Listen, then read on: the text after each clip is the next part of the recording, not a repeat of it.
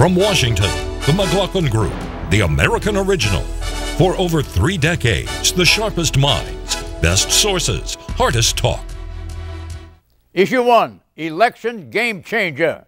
Governor Romney's proposal that he's been promoting for 18 months calls for a $5 trillion tax cut on top of $2 trillion of additional spending for our military.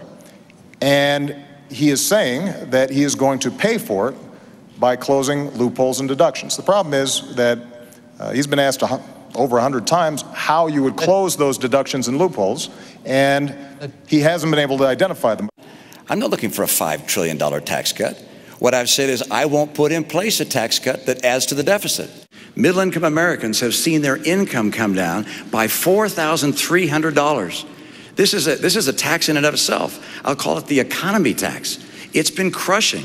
Question, why did President Obama seem thrown off balance? Did he underestimate Governor Romney, Pat Buchanan? Well, he certainly did. Governor Romney performed better on substance than any candidate in any presidential debate in history. Reagan would have beaten him on style in 1980, but on substance, I've never seen anybody better prepared than Governor Romney. He did a magnificent job. He was on offense. The real question is, why did Barack Obama, the president, do so badly? John, he didn't come prepared for what he found there. He seemed diffident. He seemed almost disinterested, sour. When they had the two pictures together, he was looking down at his notes, and the governor was talking as though he was lecturing him. I don't know. People have talked about it. Some say he's lost his enthusiasm for the battle. He looked like he's weary of the job and weary of what he was saying. I think it may have something to do with him having been out on that road for 1 year just saying the same things, and that he didn't seem to be intellectually stimulated by being there in that debate. You think he's overstating that, Obama? No, I think Mitt Romney far exceeded expectations. He turned in a boffo performance, and I think everybody agrees with that across ideological lines. The president checked out. Now, why he did that, I have my own theory. I think he was overcoached. 3 days in debate camp.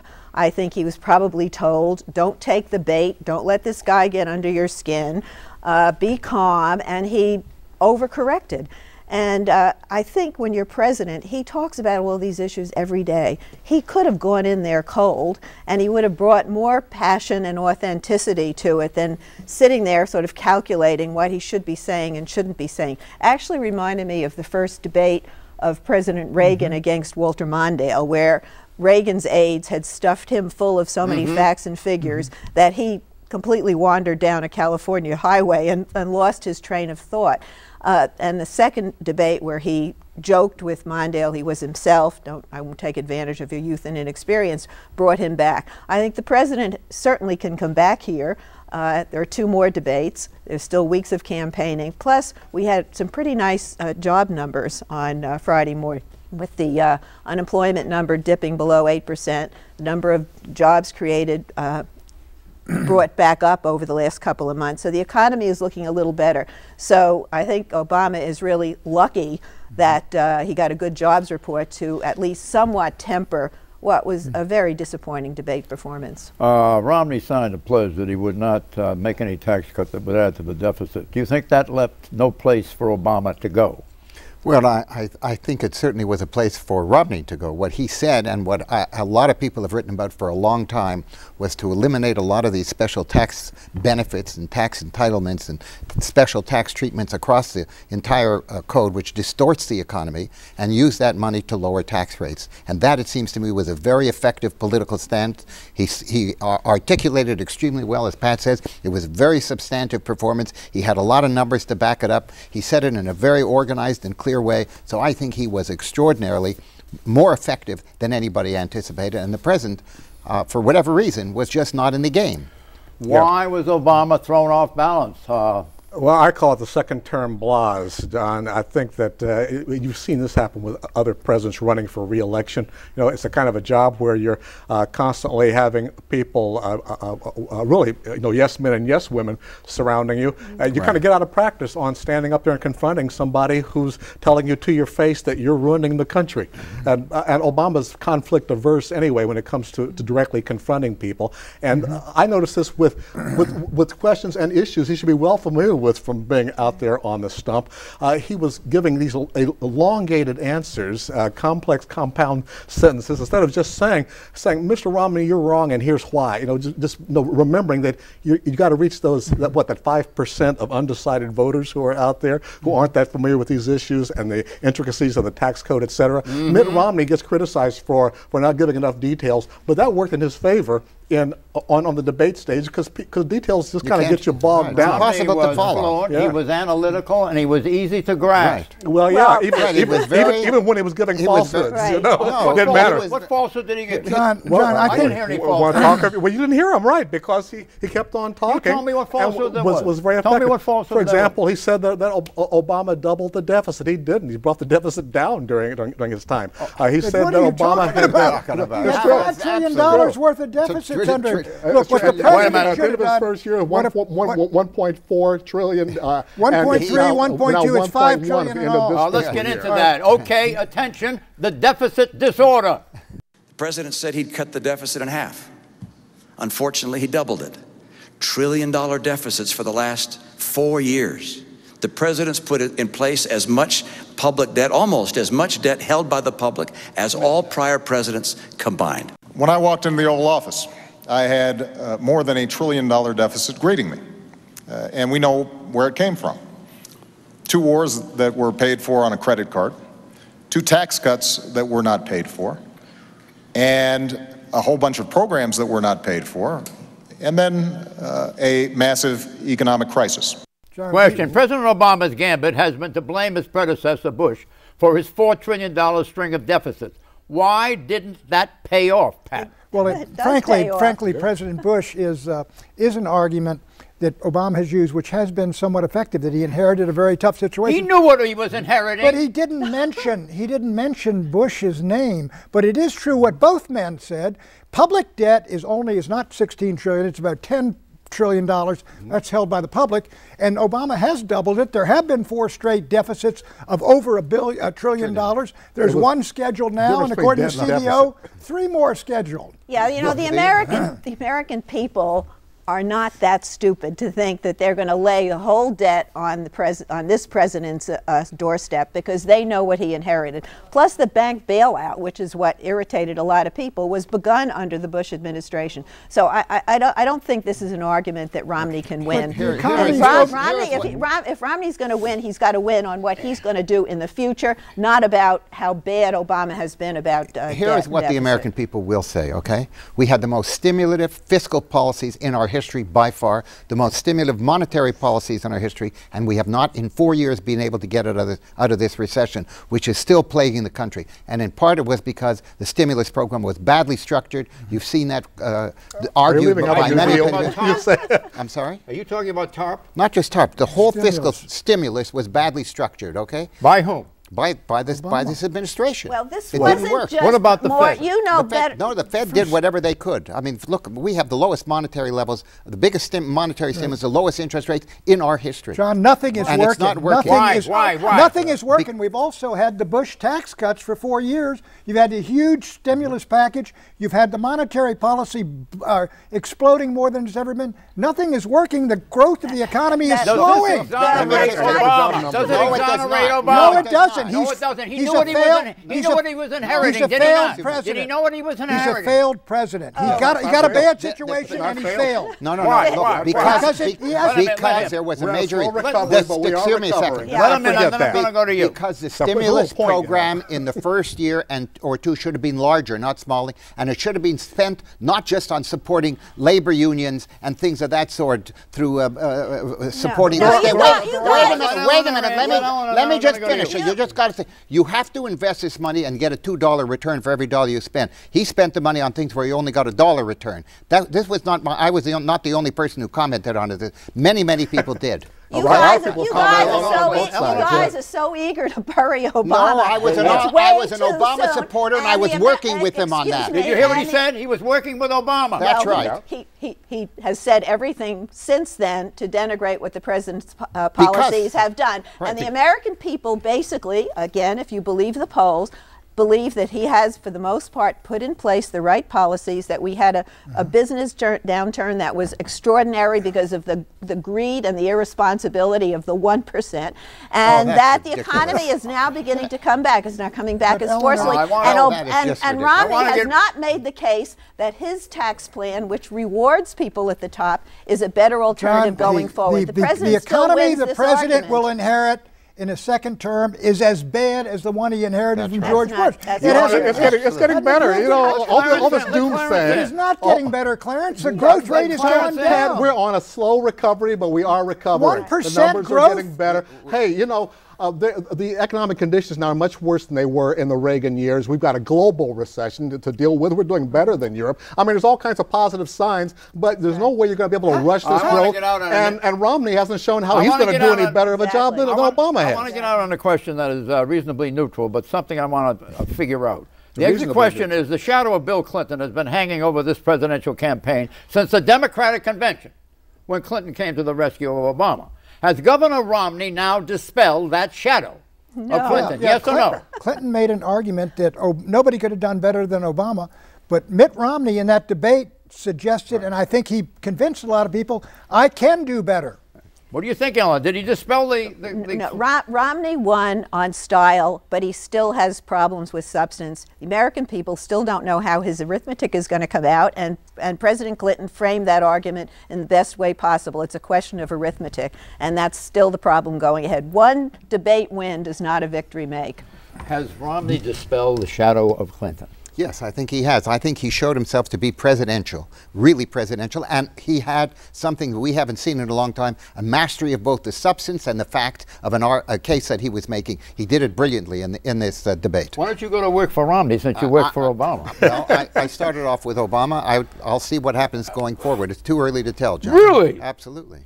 Wow. I've been a Democrat all my life. Boy, there's loyalty for you. What do you think? That first half hour, they talked about Romney's tax cut plan, which he cobbled together during the primaries, and he denied that it's going to cost $5 trillion over the next 10 years, but the numbers aren't on his side, and he didn't come up with any alternative figures.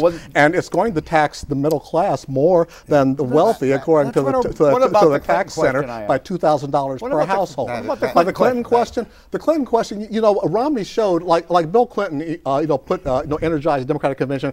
Romney has energized his base that was about to abandon him, and he has shown that he is a contender now. No question about that. Can't take that away from him. He's a contender. But the more the fact checkers, and there are fact checkers out there, the more the debate really goes on, the more people find that why wasn't Obama the fact checker? Do you mean that incumbency has its value, and Obama is the incumbent? Well, I thought I made that pretty clear the first time around. You do believe that? It's not just the incumbency, though. He's the president. John, have you forgotten all the problems Romney has had for the last few weeks? I think part of Obama's problem was his coaching, and I also think he was leaning too much on his incumbency instead of getting out there and assuming he was on the same level with Romney and treated him as such. Oh, he forgot how to debate. Because Romney I think he's going to do much better from now on. Romney has voided any advantage Obama might have had with incumbency. It's gone. Issue 2, Medicare and Obamacare.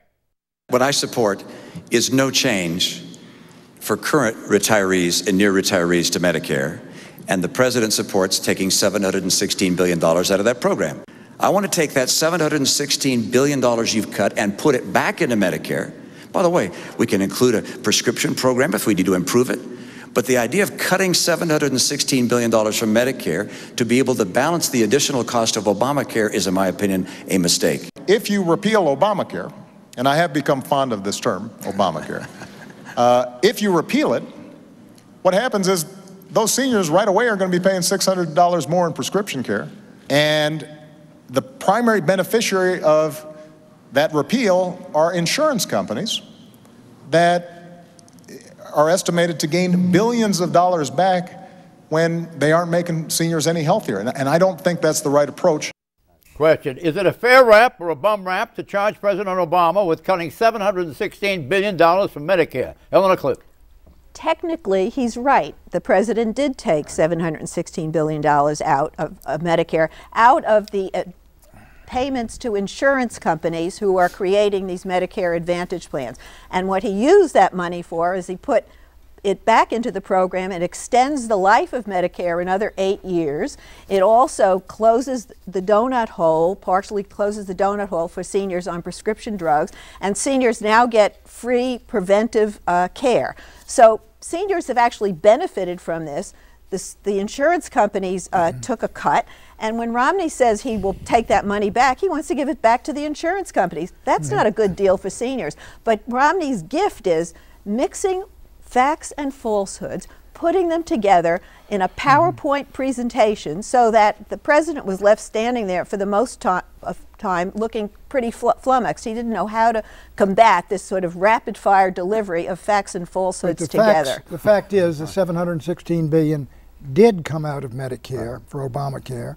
The fact is that Governor Romney intends to repeal Obamacare, but I don't think he can do it because the Democratic Senate, I mean, we will not going to have 60 senators. And I think that the point is that Obama, that's right, Obama could not respond by the way Eleanor's responding now, and why couldn't he do it standing up there and defend his own program? Let's talk about, hold on. The benefits are not going to be hurt. That was the point Romney was trying to imply, and it needs to be clarified, as Eleanor said, that benefits overall are actually going to improve. What about this board that is established by Obamacare? You know what I'm talking about? You mean the one Sarah Palin called death panels or something like that? What do you think of that? Those aren't death panels she was talking about. No. This is the board, an oversight board is going to decide, yes, you can do this, and no, you can't do that.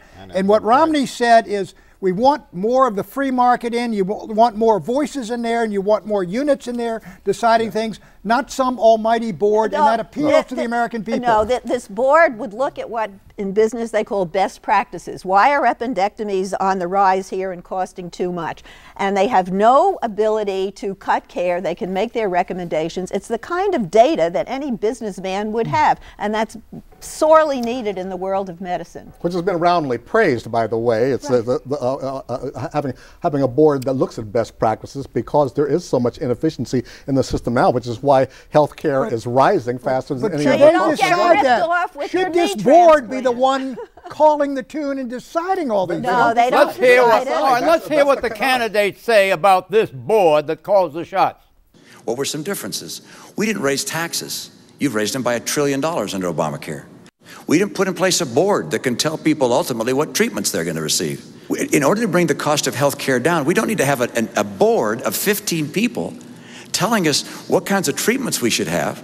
Let me just point out, first of all, this board that we're talking about can't make decisions about what treatments are given. That's explicitly prohibited in the law. What this is a group of healthcare experts, doctors, etc., to figure out how can we reduce the cost of care in the system overall. The problem is the board controls the money.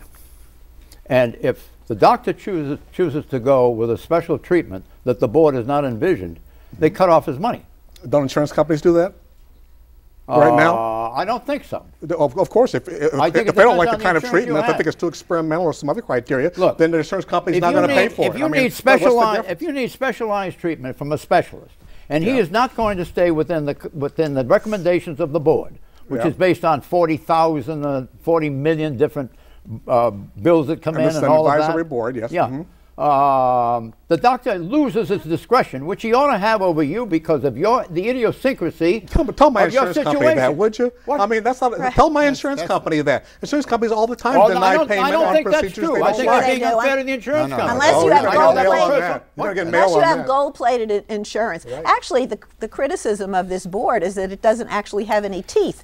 It monitors the overall cost of Medicare as it's rising, and if it goes over a certain percentage, they make recommendations to Congress, and Congress can very well turn down those recommendations. What do you think the board should do? You think it should have power? No, I'm saying the board is fine as is. I'm just pointing out there are people who are saying it's too weak, while all of you are saying, oh my God, it's going to ration Governor Romney said that. This is the way they operate. The panel will data mine electronic medical records to determine what specific treatments produce the best outcomes at the lowest cost in the majority of patient cases for a given diagnosis. Some 40,000 new diagnostic codes will be created. Standardized treatments will be applied to all 40,000 plus codes in due time. So where does that leave the room for the special personal attention of the doctor, which could be quite idiosyncratic. You follow me? Yes. Well, how idiosyncratic do you want to get? I mean, I want him to particularize for me if he has to go in that direction, and he has a special recommendation, and I've seen cases of that over the experience of several years. Then you pull out your checkbook, that is true, but there's another part of it. Best practices is critical for the organization, the delivery of medical services, and the cost of medical services. Why can't we establish after the American Medical Association instead of this certified board that's made up of all of the people that he wishes to choose? Yeah, I'm not sure what all the powers of this board are, but I do think we have to have some. I agree with you. We have to have some way to determine best practices. On a shellacking scale, 0 to 10, 0 meaning zero shellacking, a bruise-free encounter, 10 meaning a thorough drubbing. How about a shellacking did Obama take in the first debate? 0 to 10, 0 to 10, Pat. 9.5. Nobody thinks Obama did well. Eleanor. 8.5. I must say, when I listen to him now, patiently explaining these things, it's very good. If you could just do those isolated bites and eliminate all the parts where he's looking down and frowning and looking peevish. Well, and also eliminating Romney's extraordinary performance. And his reasoning, his analytic skills. And his grasp of facts, right, John? And his grasp of facts. His analytic skills are built on a house of falsehoods. I think it's somewhere between a 9.5 and Romney was fantastic. He was unbelievably presidential. Obama was boring. He was dull. He was uninterested himself. He seemed to be unengaged. You couldn't do worse in a debate at this level of national politics. He didn't see it coming. Well, he had to see it coming. Sure. You think he looked bored? Well, he was completely unengaged. You think he looked bored? Romney Yes, was at times totally he was looking engaged. down. What are He we wasn't talking about? You think Obama's bored with the job of president? I don't see that. I think he doesn't like the trappings of politics. You know the way intellectuals become? For all the talk about his rhetorical gifts, he's really not a performer. He's basically a professor who likes to teleprompter. Ellen, professors he doesn't need a teleprompter. He knows those issues cold. No, he doesn't need a teleprompter, but he needs to edit himself. He thought he was prepared, but he really wasn't. Issue 3, getting mean on green. In 1 year, you provided $90 billion in breaks to the green energy world. Now, I like green energy as well, but that's about 50 years worth of what oil and gas receives. You put $90 billion, like 50 years worth of breaks into solar and wind, to Solyndra and Fisker and Tesla and Enter1. I mean, I had a friend who said you don't just pick the winners and losers, you pick the losers, all right? The oil industry gets $4 billion a year in corporate welfare. Basically, they get deductions that those small businesses that Governor Romney refers to, they don't get. Now, does anybody think that ExxonMobil needs some extra money when they're making money every time you go to the pump? Why wouldn't we want to eliminate that? Question. Now, the energy issue of campaign 2012 boiling down into a choice between smokestacks and pipe dreams. I ask you, Pat. In a way, yeah. But there's no doubt the president's put this money in Solyndra, for example. I think $500 million went right down the tubes, these other sort of solar and wind power things, a lot of them run by his friends. And Romney's making a very effective point. But we're on an ideological argument, too. The Republicans and conservatives, oil, gas, coal, nuclear, hydro. And that's Romney. Yeah, that's Republicans generally, and generally the Democrats are the ones with wind and solar, but that's a tiny, tiny fraction of the energy that's produced in this country, and you can't run a great nation the same thing on that these Romney did. That $90 billion was not wind and solar. It included a broad range of energy research, including clean coal, which Romney supports. I mean, why didn't Obama say that? Make it sound like, well, why didn't Obama say that? Yeah, we already have established he could have had a better debate if he'd been more up on the sound bites, if you will. Yeah, thank you. And also if he didn't stutter like I do. But the fact is that Romney was giving the impression all this money was going to Solyndra. It is not, and even Solyndra itself isn't that bad. But that's a subject for another day. This country is on the way to energy independence because of fracking. Because of the new technologies that enable us to get both natural gas and oil out of shale that we never were able to do before. That is going to change the whole economy of this country and dramatically reduce our dependency on the Middle East. And that's part of the debate. Something which is long overdue. That's part of the debate. Wind and solar was like 1% of that $90 billion that Romney cited, and there was also money there, to $3 billion to clean up a nuclear plant. So again, he played with the figures.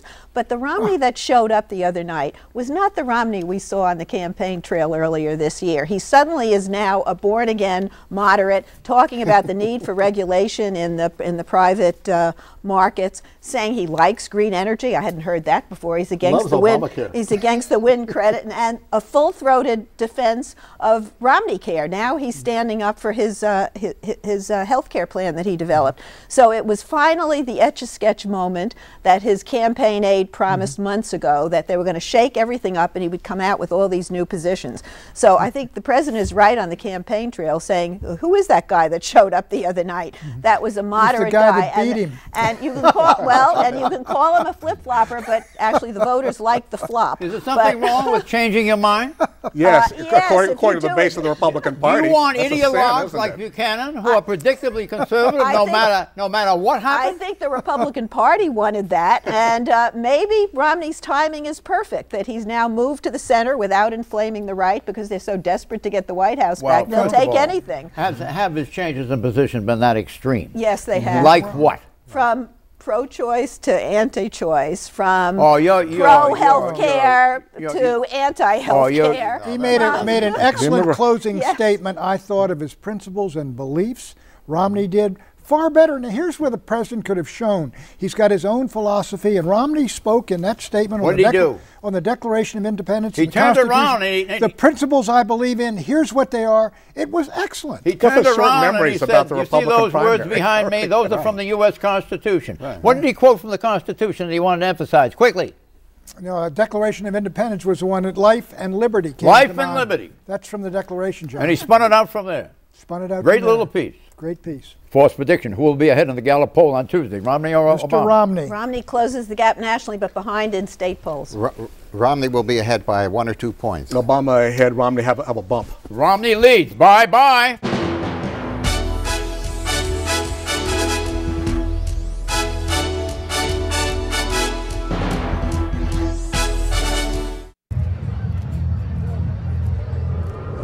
Looking for these? You drive buzzed. It could be one very expensive ride. First, you gotta make bail.